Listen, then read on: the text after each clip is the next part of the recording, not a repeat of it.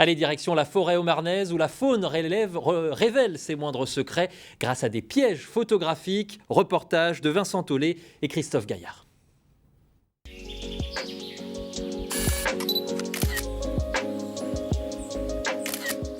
La vie sauvage saisie sur le fil.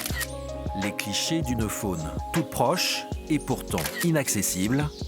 Un tour de force possible grâce à ces appareils, aussi discrets qu'attentifs. Ça marche par détection de mouvement, ou plus précisément par détection de mouvement de la chaleur. Ça déclenche très proche et ça peut détecter jusqu'à 15 mètres. Au total, 28 pièges photos et vidéos posés il y a un peu plus d'1 an dans le parc national de Forêt. Sangliers, chevreuils, renards et blaireaux concentrent 90% des prises.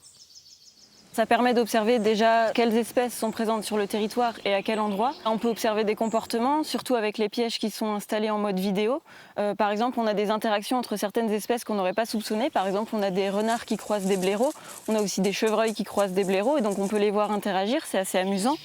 Côté félin, aucun lynx repéré, mais le chat forestier est ici chez lui.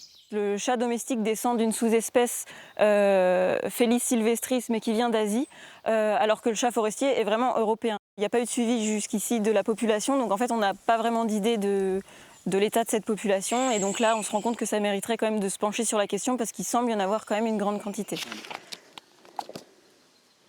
Une fois récoltées, les images sont analysées à la Maison de la Forêt. On va regarder ça sur Deepphone. Ouais. 40 000 clichés pris sur 1 an.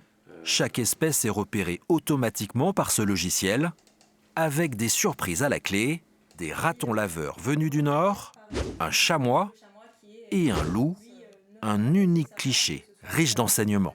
La surprise, elle est déjà de l'avoir détecté, puisque sans ce dispositif, nous n'aurions jamais su qu'il était de passage. Et ensuite, de ne pas le revoir montre qu'il ne s'est pas installé sur le territoire, donc il a migré ailleurs. 12 nouveaux pièges photos seront bientôt posés dans le parc. De quoi suivre au plus près la vie de la faune et la très probable arrivée du loup.